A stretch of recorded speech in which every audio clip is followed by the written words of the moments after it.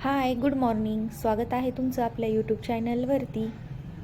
मी इथे साबुदाणा व बटाटा किसचे पळीपापड करायला घेतले. ते शिजेपर्यंत त्याचबरोबर इकडे स्वयंपाकही करून घेतला, पोळी भाजी करून घेतली.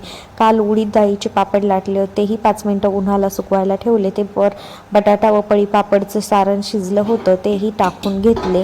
अशा पद्धतीने पापड सर्व पळीपापड टाकून घेतले.